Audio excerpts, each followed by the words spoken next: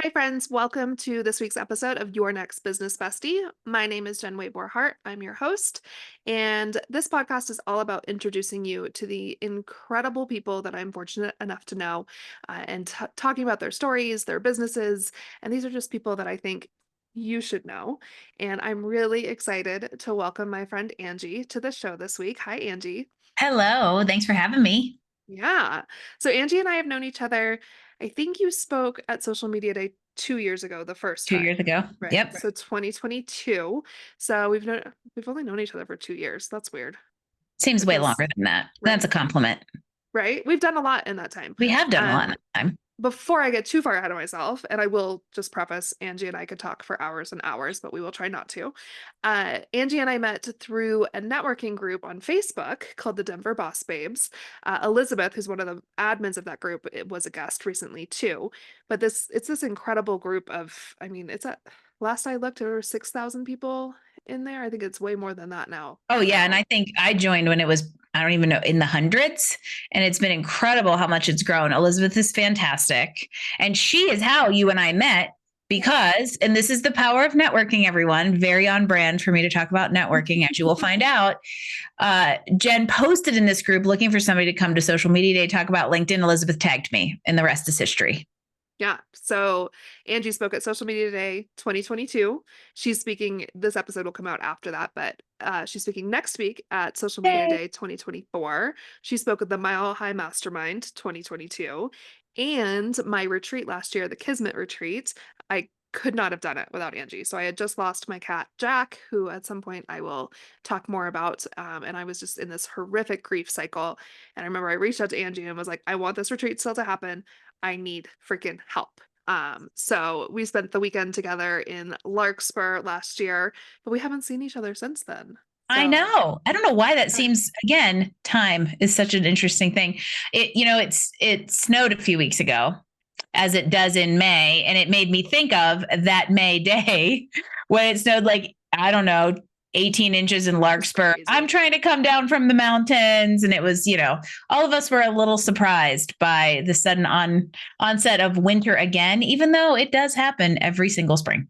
Every spring, every Every spring. single year. I complain My about it my every single time. right? My first May here, we got 2.5 feet on May 20th, and that's because that was my first day at the mortgage office, and I couldn't drive all the way home. I had to walk like the last 150 yards. But before we go too far, Angie, tell the audience what you do. I own a company called Career Benders, where for the last 6.5 years, we have focused on helping professionals find career satisfaction, align life and career, and start businesses, which has become an even greater focus now, really truly helping people bend careers, whether that's directly through direct client work with job seekers and executives, or helping other coaches, increase their impact in the career and kind of resume career services space. So, really building thought leadership and essentially, being an advocate for an integrated life and career is really what we focus on, and all the services that come with that, whether it is I have no idea what I should be when I grow up, whether it's I have no idea how to write a resume, whether it's how the hell do I find a job in 2024, or I can't find a job in 2024, so I'm going to start a business. So really empowering an informed, intentional group of professionals. I love that. And business is 6.5 years old, so a year older than Ah. mine. Where did it come from? Why did you decide that this was the road you wanted to take?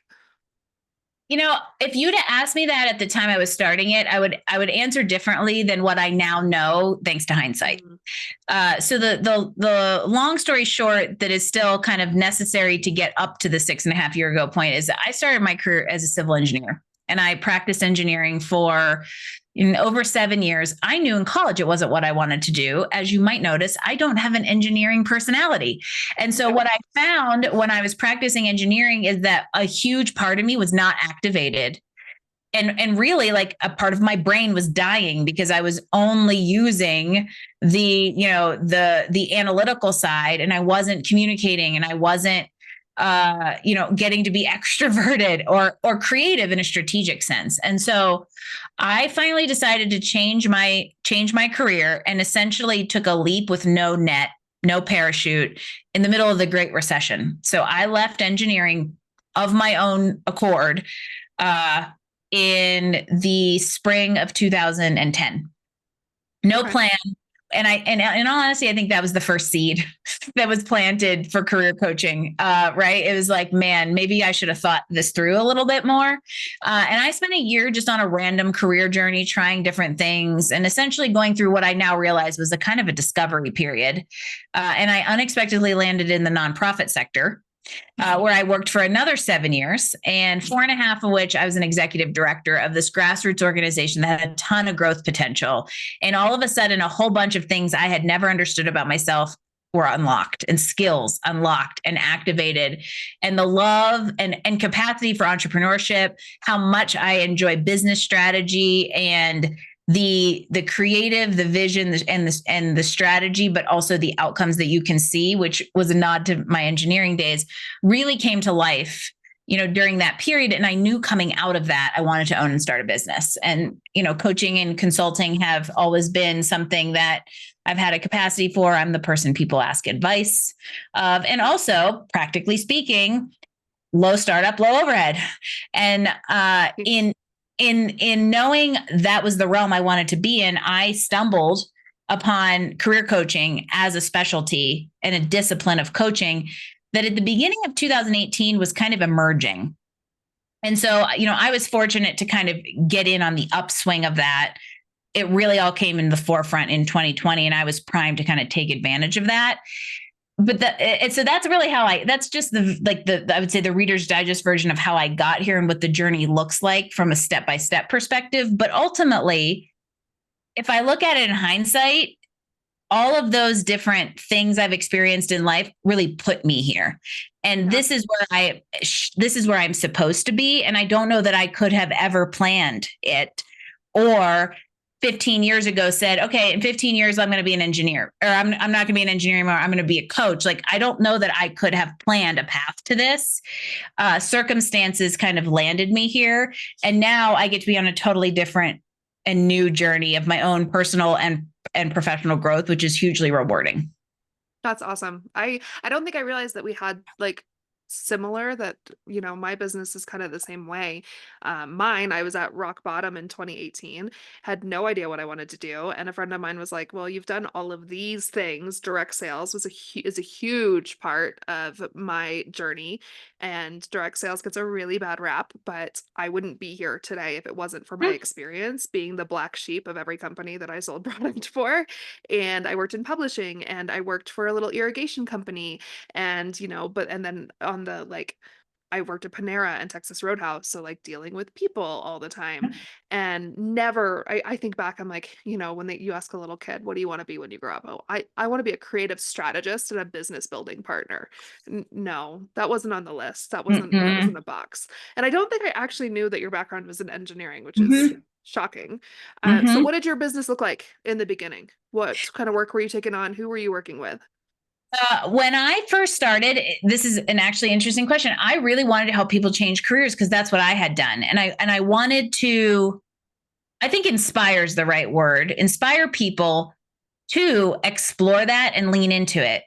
Rewind a little bit. I graduated from engineering school in 2003, and I grew up with baby boomer parents in a very rural part of the country, traditionalists, if you will, especially when it came to career. My dad was a math teacher who worked in the same district for 30 years and then went and did some other teaching stuff for another 10, right? So that kind of, you're going to do the same career forever. Maybe you change jobs once expectation was very much still the prevailing career climate when I was choosing a major and when I even got out of college. And then everything changed with the recession and the timing of millennials coming in the workforce. And all of a sudden, and technology disrupted all that. So we have tons more career paths now. The idea of alternative backgrounds is way more accepted now. And entrepreneurship has even come into the forefront as a much more viable, legitimate career than it ever was. I mean, the word entrepreneur was never mentioned in my in my world until I stumbled upon it myself, probably in my early 30s. And so all of that at the time I started this business was very, very fresh to me because we were at a point in time when people could change careers more. And so I wanted to really empower that. And so that's really that's what it looked like for probably the first year. I really led with that foot, but in kind of like testing things out, and I went all in. I cut the cord. I went all in. I am not a trust funder. We had very little money in the bank, and my husband was a sommelier in restaurants. So seasonal tips based work, right? Like this was another leap. And what I found through just talking to people was really what the needs were around career development and job searching. And so I developed solutions to meet those needs. And that's what really helped me get into a nice sales flow, for lack of a better term, and build a business that is very consistent. I pay myself more than any employer has ever paid me. I bought us a house. Like I get really, really passionate about what entrepreneurship can do for the entrepreneur, but then also the fact that I got to impact people through it. And that's been the fun evolution. So it kind of started as this career change focus, which I don't know ever really came to as much fruition as I thought it might. It really melded into this, let's say, job search coaching, which gave way to specializing in technical professionals because of my engineering background. So now I get to serve the highest earners. And all of that, here's what I think is the most important thing if you're in business, is to just be open to that journey, because all of that led me to what I know is really the purpose, which is coaching other people in that space, coaching coaches and the business of coaching. And I never would have realized that. And I never would have had the credibility or the understanding of that strength and purpose had I not gone through the experience of building my own successful practice. And again, here I am accidentally, not quite, but here I am all of a sudden right where I'm supposed to be. So business now, I know we talked before, but I know you're not writing a resume every day. I I'm know not that your right. business, I know that you're working one less hour a day, not even a week, a day. A Every day day. you've gained back an hour. What does business look like in 2024? Yeah. And it's funny because, I've been grinding hard since the start of this, and that's kind of how I'm wired. And then, during the 2020, the pandemic and everything, that's when career coaching really came into the forefront. And I got like just crazy busy overnight and have just been working on unraveling that for years and years and years. And so now I've gotten to the point where I get to really choose who I want to work with. And I don't have to work like a dog all the time. And so I told Jen before we came on air that I was like, yeah, I gave myself permission to work one less hour a day and wake up 1 hour later. And my whole world has like been turned upside down. I'm still like at 8:00 at night, I'm like, hey, Jim, to my husband, hey, Jim, I'm actually coherent. I can have a conversation with you. And so there is a reward, right? So there is some truth to an entrepreneurial grind. I think you have to be careful not to fall into that trap just because it's what you get used to. However, that work will lead you to the flexibility and freedom that we all want in this business. And so now, practically speaking, I get to choose who I work with, which really looks like two things: tech executives, VPs of engineering, CTOs. I really like working with high performing nerds. There's a certain level of detail orientedness that still appeals to my former engineer analytical brain, but there's a strategic way that you need to position them. And also a lot of them don't know how to find jobs because they've never had to. And we're in a hiring climate that's quite interesting. So that's really my career coaching focus. And then the other part of my business is dedicated to the business of coaching and helping coaches build, their entrepreneurial dream in however that they want that to look. Well, what does the hiring market look like in 2024? I know because I actually have one of my social media clients is a career coach as well. Very different realm than what you do. So I've done a lot of research on this, but I would love to hear from you what you see the big differences are this year. Yeah, and I'd be curious to hear your data points as well. And I, because of the engineering background, like to get into the data. I like to study the economics of the labor market. I literally send a monthly newsletter called the Career Economy Newsletter. So I'm an apt person to ask. It's, by all accounts, if you look at the meta level, the labor market is strong, unpredictably so, to the point that unemployment is still at historic lows. Hiring tends to monthly job creation tends to be higher than we expect, and is overall maintained much healthier levels than anyone thought we would coming out of a pandemic, and with inflation the way it is. It's one of the reasons inflation is still a little tricky to control, is because hiring is kind of, counteracting it. However, once you go a level or two deeper into the data, there's a lot of nuances that are happening within different market segments that tell a more granular story, not a different story. Because a lot of that job growth and the strong performance of the labor market is in what we would consider the blue collar workforce. F&B, hospitality, hourly jobs, trades and labor are still screaming for employees. And so there's a lot of job openings there. The converse of that is that the white collar market is super, super competitive, especially now in technology. For the first time in 15 years, it's gone through a transformation over the last year and a half due to a lot of factors that snowballed and went boom all at the same time. The hiring tear of 15 years was capped off with a 2-year hiring frenzy after the pandemic. And a lot of that was hiring into innovations, pandemic era innovations that didn't pan out. So that all had to get right sized. And I feel like, the rapid, the rate at which technology is accelerating has cooled a little. Yeah, we're still going through the giant tech revolution or whatever, but we're not, it's not at a 45-degree Right. up more. It's maybe like 15, and all of that just normalized. And it's challenging because that creates a bottleneck when we have all these laid off people trying to now land inside a slightly shrunken tech market, especially when everybody wanted to get into tech because it was where the market was going and pays so well. So there's just a little bit of a kind of a perfect storm happening in technology. And since tech does drive so much of our market, it's been very, very much at the forefront. Essentially, the challenges and the tightness of hiring there are now similar to what we see in healthcare, what we see in manufacturing. It's just all kind of normalized, and white collar professional jobs are very competitive. There's a lot of candidates. Interviewing is moving very slowly because it is an employer market, and you just have to be really patient if you want or need a new job. Yeah, it's funny you brought up blue collar. My husband works blue collar. He's does pipe laying. I don't even know where he is today. Everywhere from Grand Junction to out in Utah, all over the place. And when he moved here, I was all nervous. I was like, "How long is it going to take you to find a job?" Like he had a job in like 3 days, I think it Yeah, was, and that's just because it took that Memorial Day was in the middle, so I think that was one of the days. like But 3 hours. right, like he had like 6 job offers and got to pick what he wanted to do. Do you deal with fractional recruitment in the tech world? Not a lot. However, it is becoming more Oh, prevalent, especially at the C-suite level, where essentially companies don't want to commit. They want a gun for hire to come in and solve one very specific issue and then bug out. It's an interesting concept from a candidate side, because candidates want to go be part of a team, be part of a culture, and have a long-term fit.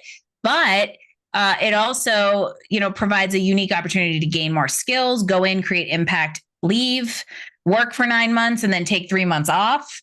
I don't focus a lot on it. It can be an element of job search strategies for some of my clients, but I have seen a rise in kind of demand and interest around it. it's been really interesting. That's what my other client has been talking about a lot, is fractional recruitment. And for those that don't know, that's basically like you can hire somebody to cut, like Angie was saying, you could hire a chief marketing officer to come in and Mm. handle the specific launch of a specific product or a specific service, and they just focus on that. They just come in long enough to do that, and then they're gone.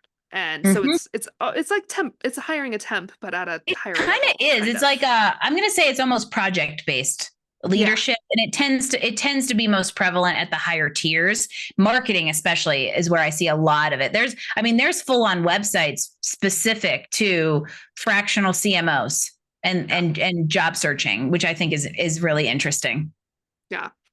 So let's shift gears, talk about you coaching coaches. Yeah. What's it like? If I come to you and I want to launch my coaching business, I'm starting at ground zero. What's it like to work with Angie to launch my business? Well, you're gonna like if you think I can't talk, get ready because this business of coaching is really my favorite thing to talk about. And the reason, one of the reasons is you can really create whatever you want in a coaching business. There are so many nooks and crannies and pockets and disciplines and specialties you can carve out. And one of the reasons I really enjoy the business of career coaching and resume writing is because it is super nuanced around where's your experience lie? Are you going to write resumes? There's a big chunk of tactical stuff that comes into play in the coaching discipline. A lot like if you're a nutrition coach or a health and wellness coach, nutrition or workout plans are like this tangible piece that you can figure out how you want to work in. So I really enjoy this idea that you can be as creative and targeted as you want in how you establish and create your business. And it really can be something that you design on your terms. So when somebody says to me and somebody comes to me and they say, I think I want to be a coach. The first thing is I'm like, okay, who do you want to help and how do you want to help them? Because in this day and age, we are in a climate where there's been quite a substantial influx of coaching. It's grown about 59% in the last like 3-4 years. Wow. And so I am a big proponent of have some sort of focus or specialty so people understand how you are and what part of life you are going to help them. And starting really from that service perspective of like, who do you want to serve and how do you want to help them? Because then you have a focus and you can design a solution to that group's problem instead of just saying, oh, I want to offer this kind of coaching and have to reverse engineer your messaging to a target. Yeah. Start with who you want to help and how you want to help them and build the business from there instead of having to backpedal into that. I love that. Who are you seeing coming into the coaching realm? What kind of niches are they working in? It's been really interesting. Again, I talk a lot about technology because from a career and experience perspective, I work so heavily in it. There are software engineers becoming coaches, which I just think is so fascinating. They want to help their own. They've also now been laid off and it's hard to find another job. And they're taking it as an opportunity to use their skills in a different way, which I think is really, really interesting.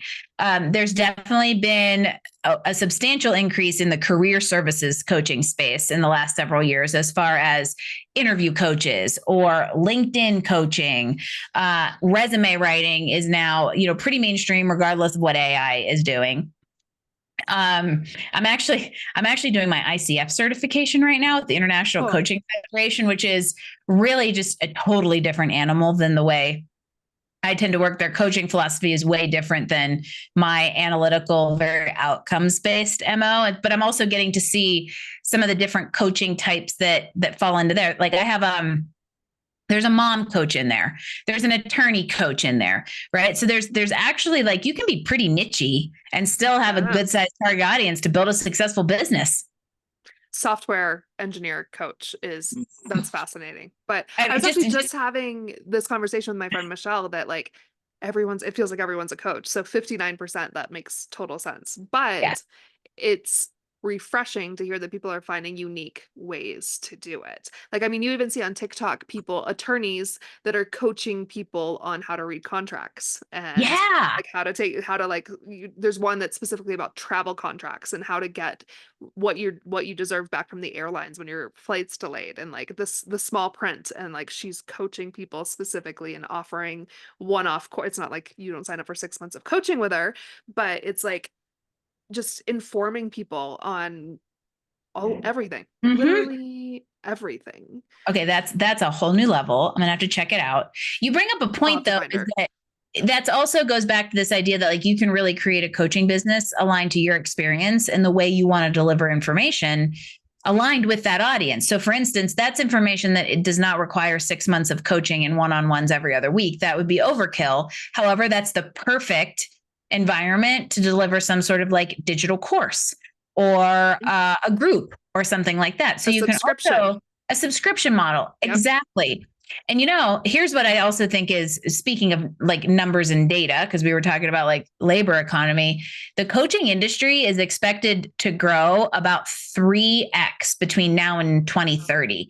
So it's about, I want to say it's a I think it's a $5 billion industry right now. It's anticipated to be 30 billion by 2030. So even though we've seen a big influx of coaches, it's going to become even larger in the next 5, 6 years, which means there's even more space.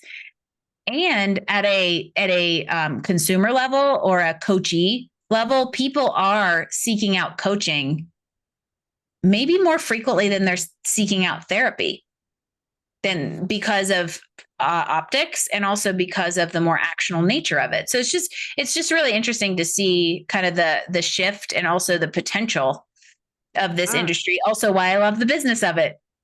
that's fascinating and makes total sense. I follow someone who's a boundaries coach.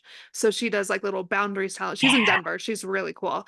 Um, But it's interesting that you say that because you might think of boundaries as something you'd go see a therapist about, but there's also like the barriers of cost that and add in we could health insurance to that mix and all of that mess versus like going to a specialized boundaries coach and also the psychology of it. Like if I'm going to a coach versus going to a therapist, even though I am very pro therapy, I think everybody should go to therapy. For a lot of people, that's more uncomfortable to say I'm going to a therapist to work on my boundaries versus I'm working with a boundaries coach. Like Oh, absolutely. And very different.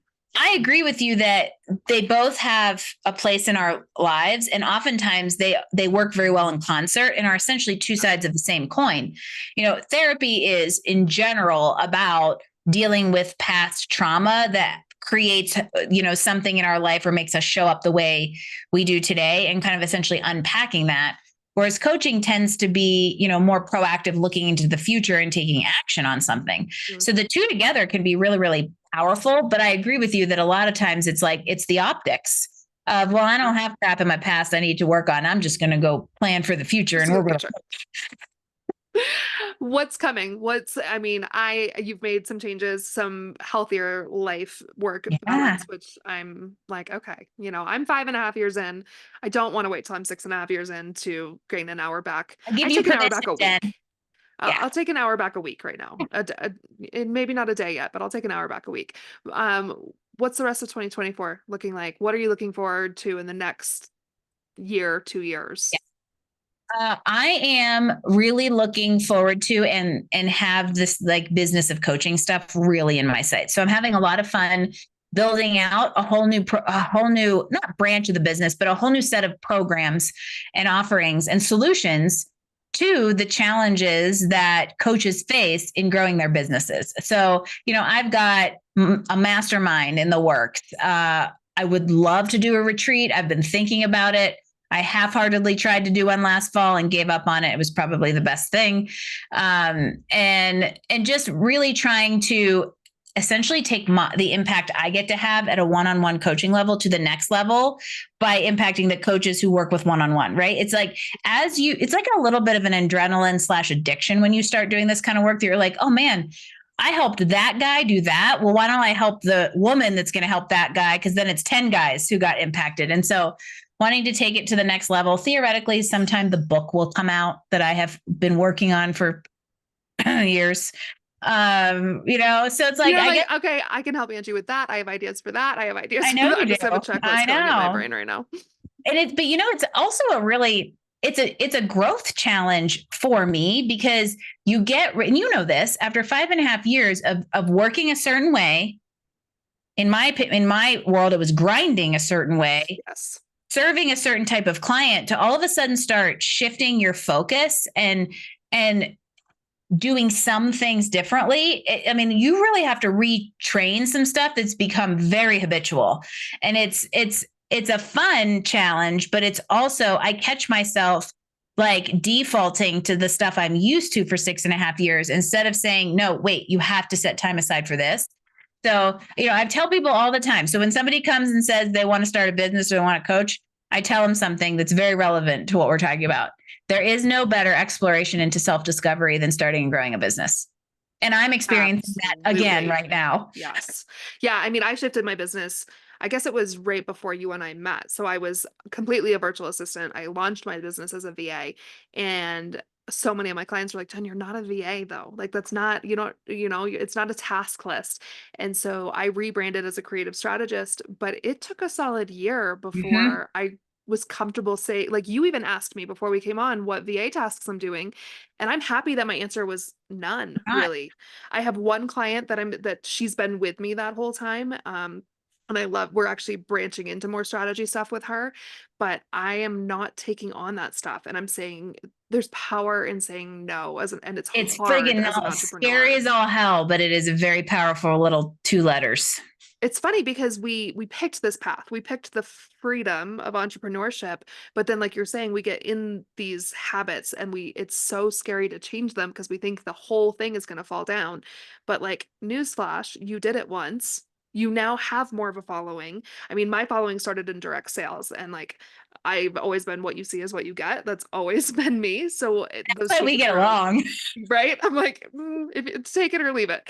But those changes are a little less scary because I'm just authentic to who I am in everything I do. So people trust you that when you make these changes, that they're authentic, that they're not just coming out of left field. You're not trying to just make another dime, but that it makes sense for your trajectory. Um, and we've talked about this kind of all along the way, but what keeps you going? What is the fire behind career benders for you? Well, part of it, even though this is what we're talking about not doing, is like I don't know what else I would do. Mm, But I mean that in a really positive sense of that, like without yeah. this is my purpose, and that keeps me driving. Um, Yesterday was the 25th anniversary of my high school graduation, and this is fresh in my mind because I posted on LinkedIn about it. And I was a speaker at my graduation because I was one of like the top three, whatever, nerd. And part of my speech, we talked about success, and part of my speech was there was a Ralph Waldo Emerson quote in it. And what's so funny is this whole 25th anniversary made me go look at that quote again. And I actually remembered way more of it than I thought I did because it's just ingrained in my head from saying it 25 years ago to laugh often as much, to win the respect of intelligent people, and to know the end of it says this: to know that one life has breathed easier because you have lived, that is to have succeeded. Oh, that's And beautiful. when I read that line, I got chills just now. When I read that line, it was like my 18-year-old self was telling my 43-year-old self something. And I was able to look back and realize that that whole journey that put me here is so I can help people breathe easier. And the fact that I'm Yeah. doing that is scary. When people are like, "You changed my life," I'm like, "Huh?" It's like who gave me that right? But ultimately, I think what drives me is that without even knowing it, I've come full circle and have achieved slash unlocked what I thought success was 25 years ago. And it's not what society defines necessarily as successful. I tried that and I made the change and I failed a lot and learned from it and moved forward and decided and took control to live life on my terms instead of staying in the city, having the 9 to 5 job in the cubicle. That's all that was all seeds that got planted that led to this career stuff. We accept that mediocrity trap so often because it's what we're told to do. And I think what keeps me moving every day is knowing I get to help people break out of that, whether it's Yeah. in a career or whether it's in a business. But really, that idea that you get to choose and control the kind of life you want to have if you choose to take control of it. Yeah. Yeah. I love that. It's funny that you say that. And I do feel like we were a lot alike because I cleaned out my closet 2 weeks ago or something. And there was an English teacher my senior year who had us all write ourselves letters. And she's retired now. So shout out to Mrs. Gaskin, but she mailed them to us 5 years after we graduated. And so theoretically, a year after you're out of college, you'd get this letter written by your 17 or 18-year-old self. And I stumble across it every once in a while. I graduated high school in 2007 and I reread the letter. And this was the first time that I was like, man, that 17-year-old Jen would be really really proud of what we're doing Mm. now. And the biggest part of it, the end of the letter, I mean, there were things about like my high school boyfriend and like being vegetarian and all that shit. But then it was like, I hope you're happy. No matter what you're doing, I hope you're happy and that you feel fulfilled. And I can say yes to both of those things. And like, that's badass. There's a lot of people that can't say that. And just as you're saying, you can't imagine doing anything else, neither can I. Like, Yeah. absolutely, every once in a while, people are like, "Oh, they're hiring a chief marketing officer." I last night I saw they're hiring, and credit union is hiring a chief marketing officer, and I was sitting on the couch with my husband. One, boring, but two, well, two, my ex works there, and three, I was like, I don't want to do this. But we were sitting on the couch, and I asked my husband, I was like, "How much do you think they're paying the CMO that they're hiring?" And he's like, "Oh, I don't know, 160,000." $375,000 a year. And I still don't want it. Yeah. And I'm not making $375,000 a year with my business. That would be amazing, but I don't want it. I don't want anyone else controlling my everyday, my schedule, my income. Like, that's a powerful moment too, when you Hmm. realize, um, I struggle with that with the people in my world that do work the 9 to 5s, because I'm like, when my cat got really sick and I had this huge vet bill, I went out and found work to make the money to pay off the credit card. Like, that that hustle that's available when you need it is such a badass feeling. And I think that is what combats or levels out the scary, right? Am I allowed to swear on this show? Yes, Because absolutely. the other thing I like to talk about, in addition to the self discovery that entrepreneurship provides, is also the entrepreneurial mind fuck that you will never be free of, because you can get on a roller coaster of where is my next dollar coming from? When am I going to close my next client?